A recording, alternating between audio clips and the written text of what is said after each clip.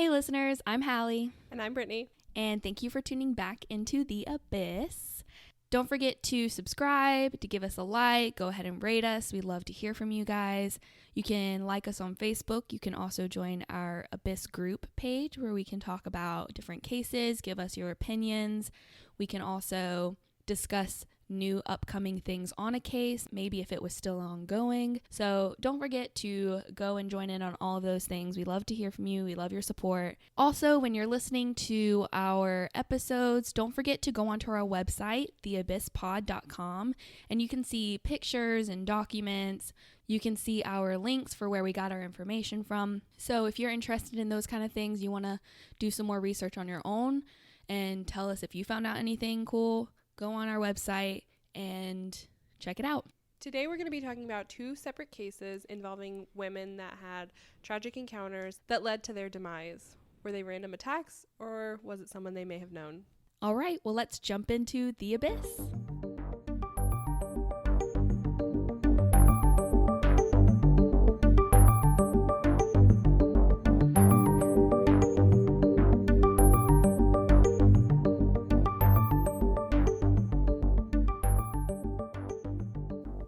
The first case we're going to talk about today is the case of Dorothy Jane Scott. She was born on April 23rd, 1948, and she was living in Stanton, California with her 4-year-old son and her aunt. Her son's father, Dennis Terry, wasn't around a lot, but they weren't on awful terms. He would come and visit and see his son occasionally. Dorothy worked as a secretary for a head shop and a psychedelic item shop. This was kind of back in the 70s, this type of tie-dye, peace signs, hippie, drug paraphernalia, things like that. Dorothy was a devout Christian. She didn't drink, she didn't do drugs, and the reason she worked at this shop was because her father had previously owned the shop before he sold it to another man. So this was something that her father was close to the shop, and she had a good job there, knew the owner as well, so this was a place that she worked to make income. She was a bit of a homebody, and she didn't have a very steady boyfriend, no really strong relationships that her family knew about, so she just kind of kept to herself, hung out with her son and her family, and worked. And that was what her life really consisted of. Dorothy started receiving strange anonymous phone calls at work, and it was from a man that she couldn't really identify. She had told her mother that she thought the voice sounded familiar, but she couldn't really place it, kind of like it was on the tip of her tongue on what it sounded like, but she just couldn't place where she recognized the voice from. The caller would sometimes tell her he was going to kill her, while another time he might say he was in love with her and would do anything for her. This man was clearly stalking her, and he would detail her days and everything she was doing just to prove that he was watching her. So he was really involved in her life. One night, he even told her that he had a gift for her and for her to go outside, and she found a dead rose on her car. So he was at her home. He was leaving her gifts. He was calling her.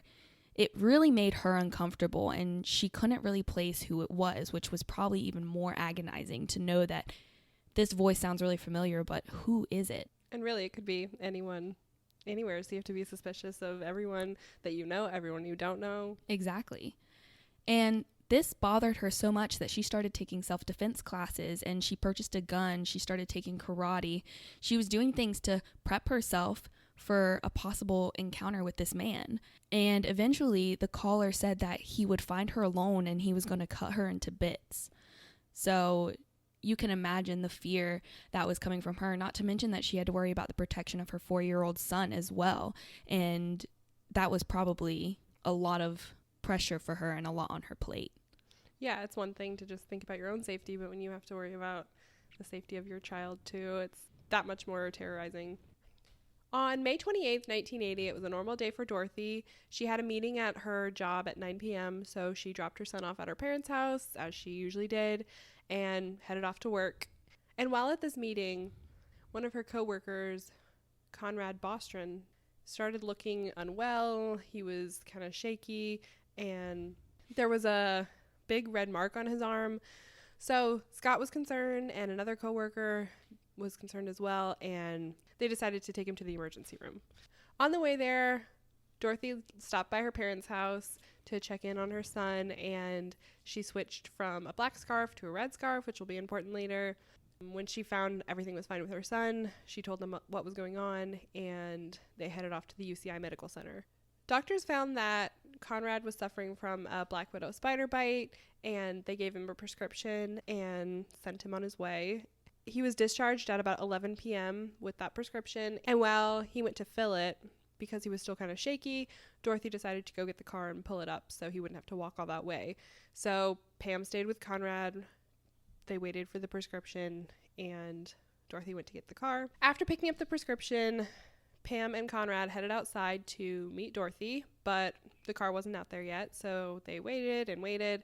After a few minutes, they sort of didn't know what was happening because it wasn't that long of a walk. It wouldn't have taken her that long to go get the car and bring it around. Suddenly, a car came barreling towards them with the headlights blinding and blew right past them and turned out of the parking lot. They realized this was Dorothy's car, but they couldn't see if it was her driving, if it was someone else driving because of the headlights. They thought it was weird, but they thought maybe an emergency came up with her son and she just wasn't thinking and just had to leave really quickly.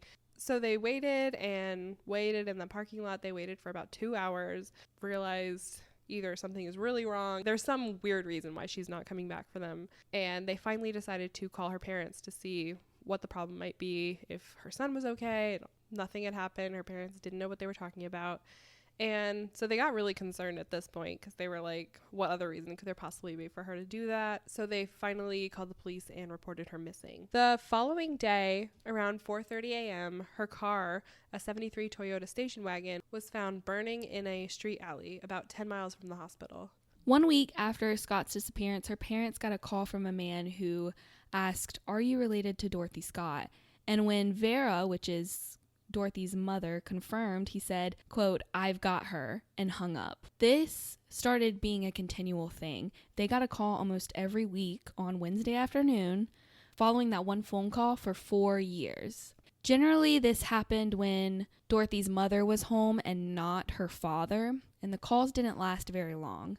Dorothy's parents contacted the police about the phone calls, and the police recorded them and tried to trace the call, but the phone calls were too short for the police to actually find a location on, so it ended up not working. One time, Jacob, which is Dorothy's father, answered the phone call, and the caller hung up immediately.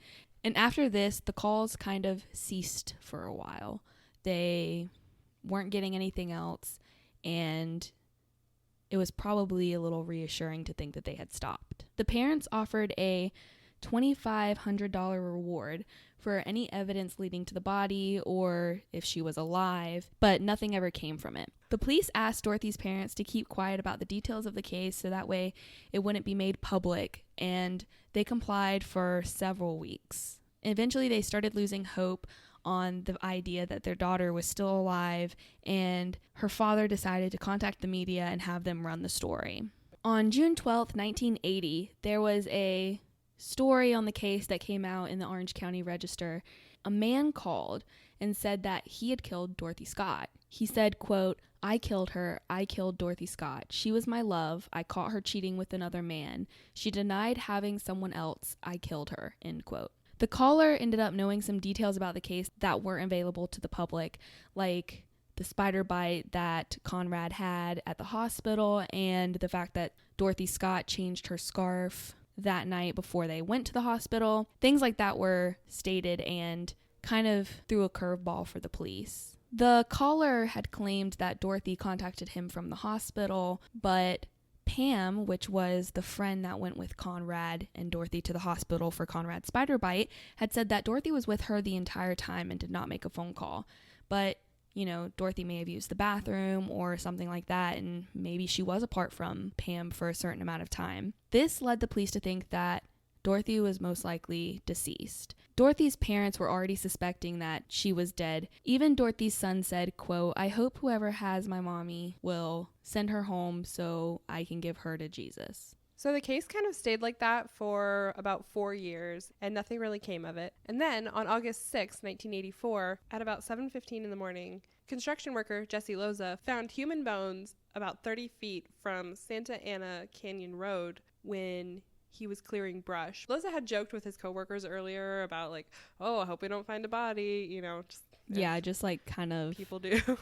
teasing, messing around. But little did he know that is exactly what would happen. The bones were scattered over a 25-foot area, so it was kind of spread out. But of course, the police were called, and by 11 a.m., about 15 members of the Anaheim Police Explorers were searching for the remains and collecting whatever they could find. After analysis, it was determined that there were human bones, but there were also dog bones there as well. So they originally thought maybe a hiker and their dog met foul play or had an accident or something like that and died in that area. It was sort of remote at that time. It's pretty developed now, but... And we actually have a map of this area on our website if you want to go check it out. The bones were somewhat charred. This was thought to be from a brush fire that happened in 1982, and this suggested the bones had been there for at least 2 years. Along with the bones, they also found a turquoise ring and a watch. Eerily enough, the watch had stopped at 12:30 a.m. on May 29th. Dorothy Scott's mother identified the ring and the watch as Dorothy's. So preliminary analysis really suggested that this was Dorothy's body. The police said that the remains were not really buried on purpose, that it was sort of erosion and natural processes that had covered them up and scattered them around, animals and things like that. So the killer wasn't necessarily trying to cover up anything. On August 14th, the bones were officially matched to Scott through dental records, and Dr. Robert Kelly, a forensic odontologist, made this ID. Decomposition was too bad to determine cause of death or manner of death, so they were really left in the dark on that aspect of it, but at least they had found Dorothy at this point. After the remains were found, the caller would start up calling Dorothy's parents again, torturing them with his words. On August 22nd, there was a memorial held. It was originally a memorial for Dorothy's uncle, who had recently passed away, but they ended up including Dorothy into the memorial as well. Dorothy's brother, Jim, said, quote, "To me, she exemplified the word give. She'd just give and give and give, no matter what it cost her. She spent her last hours giving and being concerned about others," end quote. Since then, her parents have passed away without ever knowing who really killed their daughter.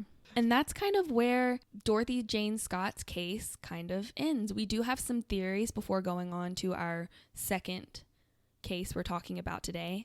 And some of them are just really crazy theories about what might have happened to her. So as we mentioned before, Dorothy said that she sort of vaguely recognized the voice that was on the phone, but she couldn't really place it as someone she knew. And one of the theories is that it may be someone that was friends with or at least knew her father, and that maybe she had met them in passing or something like that, so she had heard their voice or talked to them a few times maybe, but it wasn't someone she interacted with on a daily basis. Another point to this theory is when Jacob answered the phone, the caller hung up immediately and then the call stopped for a while, which may mean either the killer knew the father and knew that her father could recognize that voice and would know who it was. Or it could have just been that the killer thought that they had moved or something because it was a different voice, or maybe he just knew that he could terrorize Vera better than Jacob. There's a lot of ways that could go. Maybe he was scared of her father. Yeah, exactly. There are also some theories that it may have been someone that Pam or Conrad knew, which is why they used the brights when they drove by them to prevent being recognized.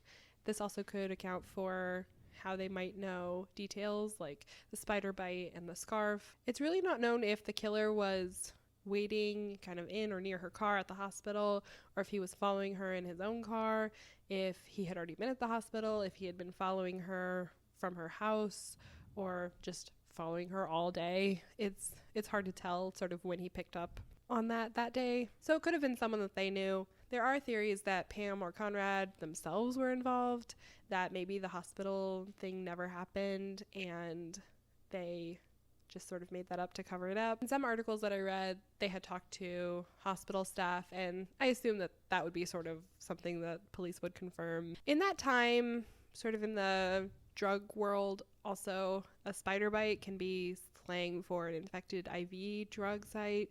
So it could have been that drugs were involved. That's another theory, that maybe there were kind of seedier people involved than we know of. But again, it seems like something that's easily corroborated by just talking to the doctors, which we don't have records on necessarily, but since that's such an accepted part of the story, like I assume that they'd substantiate that claim.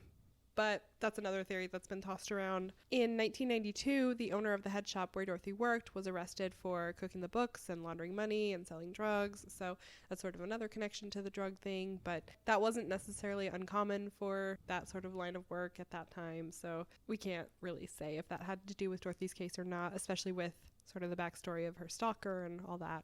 Some people have even theorized that the Golden State Killer was involved with her death. It doesn't really fit his MO, but it sort of lines up timeline-wise with his other crimes. And he allegedly did make harassing phone calls to the victims' families, and he would do so for years sometimes. He also had a history of killing dogs, so that sort of links that.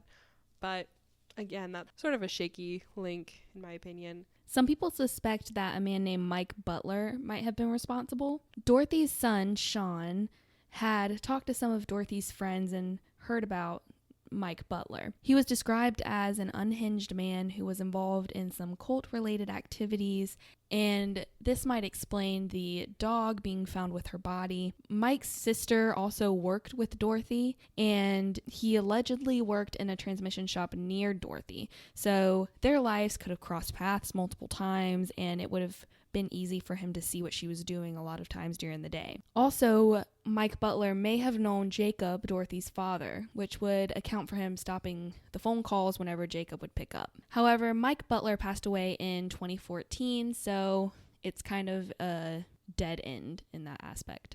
It was theorized that Butler or someone followed Dorothy to the hospital and confronted her at the car, was accusing her of being with another man. Maybe it was a misunderstanding or something since she was there with Conrad, and that he threatened her to drive away, or maybe he pushed her in the car and kidnapped her. Something like that must have occurred. There were two other cases in this area, sort of around the same time, that have been connected to Dorothy's case. The first is Patricia Jean Schneider. She was born January 18th, 1957. She was 25 years old. She was from Pedley, California, and she went missing on July 31st, 1982. She worked as a cocktail waitress at the Palomino station in Indian Hills, California, and she left her shift about 3:45 a.m., stopped to get gas at a gas station, and made a call. She told the attendant that her car had broken down, so he assumed that she was making the call for help. He also saw two other men in the parking lot, but they were sort of doing their own thing. They weren't really talking to her or anything. But from that parking lot, she completely vanished, and no one has seen her since. The reason this case was linked to Dorothy's is, like Dorothy's case, Schneider's car was also found burning. Her car was found burning in a field a couple days after her disappearance. But that's sort of where the connection ends. They were in a similar area and both had cars that were set on fire after disappearing. There's not a lot of information on this case. We don't really know if she had been stalked or if her family was called or anything like that. So as far as we know, the only connection is the car, really. Patricia was described as blonde with blue eyes. She's about 5'4" and 115 pounds at the time of her disappearance. But other than that, we just don't have a lot of information on her. And the other case that is connected to Dorothy Jane Scott's case is the case of Tracy Corrine Hobson. Tracy was born on August 13th, 1966. On August 30th, 1987, a hiker found a body off of the Santa Ana Canyon Road, which, if you recall that name, is the same road that Dorothy Scott's body was found. The hands on the body had been cut off, and there were defects on the ribs indicating 2 stab wounds, and the body was missing 6 teeth, which indicate that she had been mutilated. A red handkerchief and a length of cord were found near the body. The body was identified as a female and was considered a Jane Doe until being ID'd in November 2018, so very recently was she ID'd. The DNA Doe Project worked on it with volunteers who used open source DNA profiles to narrow down the search. When a family member submitted the DNA, they were able to use that to identify the body, which happened to be Tracy Hobson. This was officially confirmed in January 2019, so only this year, was allegedly never declared missing. Like Patricia, we don't have a lot of information on this case, but if you have any information on either of the cases, please contact the Orange County Crime Stoppers at 1-855-TIP-OCCS. tell them any information you have. Tracy was considered connected to Dorothy Scott because of the location of her body, Patricia because of the burning car. So other than that, there's not really a bunch of other connections that we have, but we thought that these were interesting and important to bring up. And that's the end of the Dorothy Jane Scott case. And if you have any information on the other two women, make sure to call and share about that. So that brings us to our second case, and that is the case of Betsy Aardsma. Betsy was born July 11th, 1947 in Holland, Michigan. She was the second oldest of 4 children, and her parents described her as bright and artistic. She was really popular with boys. A lot of boys wanted to date her, but she was very studious and very focused on her work. She was extremely intelligent and graduated from high school with honors. She was 5th in her class, and she went on to the University of Michigan to study art and English. After graduating from the University of Michigan, she enrolled in Pennsylvania State University as an English graduate student. There, she started dating a pre-med student, David Wright. On November 27th, 1969, Betsy was with her boyfriend, David Wright. They had had Thanksgiving dinner with a group of medical students in Hershey, Pennsylvania, and David drove Betsy to the bus stop so she could go back to school. She had a bunch of things to work on. She had assignments due after the break, so she was ready to get back and work on that.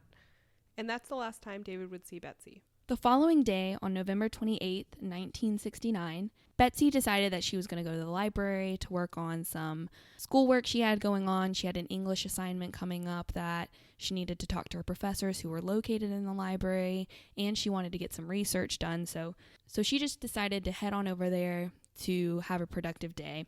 Her roommate, Sharon Brandt, decided to walk with her, and once they got to the library, they parted their own ways and decided that they may meet up later for a movie. She met her professors in the library. She also saw 2 of her friends, Linda Marsa and Rob Steinberg. She spoke to them for a little bit and then carried on her way about getting her work done. Betsy was seen by the Stack's supervisor in the library, Mr. Brungart, at about 4:30 p.m., and he also recalls seeing 2 men talking quietly. So around 4:45, 4:55 p.m. that day, she went down towards the basement of the library, was looking for some books through the stacks. One of the students who was in the library was sitting near the rows that Betsy was in looking for books, and she heard a man and a woman talking, and it didn't sound like they were arguing at all, but they were speaking very quietly. Shortly after hearing them talking, she heard a bunch of books fall, she heard some metal clink, and it was pretty loud for the library. It caught the girl off guard and a few other people. Right after the commotion, a man went up to the desk clerk before leaving the library and said, quote, "Somebody better help that girl." And then he just left. And the desk clerk, didn't know what he was talking about, didn't know what was going on, and she just was like, whatever, and kept doing what she was doing at her desk. Some people in the library saw Aardsma laying on the ground, and they tried to help her out, tried to give her mouth-to-mouth resuscitation, and they called for help to the campus hospital at 5:01 p.m. The EMT thought that she might have experienced a seizure or had some other medical issue come up, but they didn't know for sure what was going on. They just knew that she needed help immediately, so they transported her to the health center, and a short time later, she was pronounced dead. It turns out that Aardsma had been attacked from behind and stabbed with a hunting-style knife through her left breast. It had severed her pulmonary artery, and it had punctured her right ventricle in her heart. The reason that the EMT workers didn't notice that she had been stabbed was because she was wearing red clothing, and there wasn't a lot of blood. She was bleeding more internally into her lungs rather than externally, so there wasn't a lot of visible evidence for them to know, hey, she's physically punctured. Yeah, and that also explains why she couldn't really scream or yell for help or anything like that. Exactly. The wound was 1 inch wide and 3 inches deep, and she was supposedly dead within 5 to 10 minutes of the attack. There was deep bruising around the wound, which tells investigators that she was hit with a great force when she was stabbed. There was no murder weapon found at the scene, and she had no defensive wounds. Like Brittany just said, there was no scream that anyone in the library had heard. And this kind of tells us that she maybe knew her killer, or she didn't know he was behind her and didn't see the attack coming. After this attack, police really hit the streets hard trying to find who this was. They interviewed thousands of people across campus. They had the desk clerk at the library help them create a sketch of the man that was seen exiting the library shortly after the attack. But this didn't lead to any suspects. They didn't find any other clues, and it's unsolved to this day. There are a couple theories to this case. Some people believe it's the boyfriend, because that's sort of always the first place people jump in cases like this, but he had a solid alibi and was never really considered a person of interest after he was ruled out. The primary person of interest was Richard Hafner. He was a very intelligent guy. He was getting his doctorate in geology from Penn State at the same time that Betsy was there. He also lived in the same campus residence as her. They had briefly dated a little bit, and he was said to have a hot temper. He acted violently towards women, and he was also investigated numerous times for sexually assaulting young boys. So not a good guy. It was also shortly after the murder, Richard visited his advisor and was freaking out about her death, was very, very upset about it. But oddly enough, this happened before it hit the newspapers, before this was a big story. For whatever reason, the advisor was scared or didn't think this was relevant and waited 7 years to impart this information to the police. At that point, it could have been used to solve the case or at least find some new evidence, but that much later, it really didn't have much of an impact. It's also interesting, though, because even though I think, Richard probably wasn't the greatest guy in the books, he still could have just heard it from, people across campus. Yeah, I'm sure news like that travels really fast across campus. I mean, yeah, especially in college. And yeah, I mean, everyone was in the library, and it wasn't like it was midnight where people were asleep. It was 5:00 in the evening where people would have been out and about.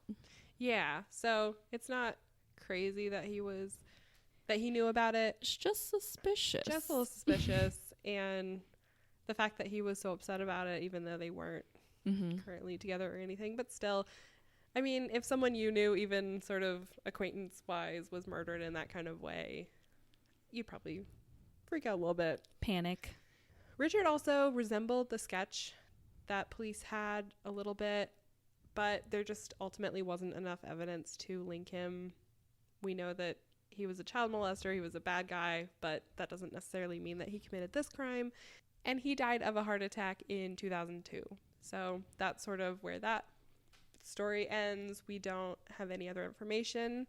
No one's ever been arrested in relation to this case, and we may never have answers. Yeah, and we're going to have a picture of him up and of the sketch on our website so you can see kind of where the logic behind it all was. Yeah, definitely check out our website for pictures of the cases that we talk about so you can get kind of a visual on who we're talking about, some of the evidence in the case, maps and things like that. And make sure to like us on Facebook, follow us on Instagram and Twitter for the latest. Join our Facebook group if you want to get involved in conversations about the cases, to see updates on these cases if we find them, and to give us your thoughts on the cases we cover and any cases you'd like us to cover. Yeah, and please stay tuned for the bloopers that we have at the end of every episode. We love to lighten the mood a little bit. Thanks for diving into the abyss with us, and we will catch you next time. Bye.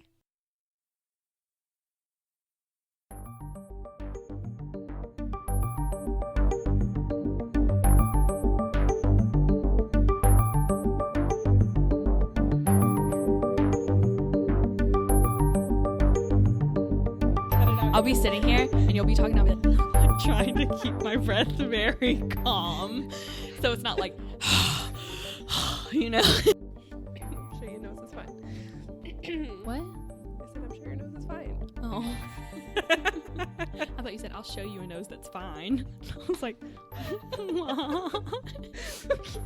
girl, it's not recording. Yes, it is. No, it's not. Yes, it is. You see this moving? I just zoomed out way a lot. Oh my god. You said, yes, it is. I said, no, it's not. From Santa Ana Canyon. and that way they could compile all of their evidence over the next. That way they could. You're stuck on the word compile. It's not there. That way they could. Oh. Okay.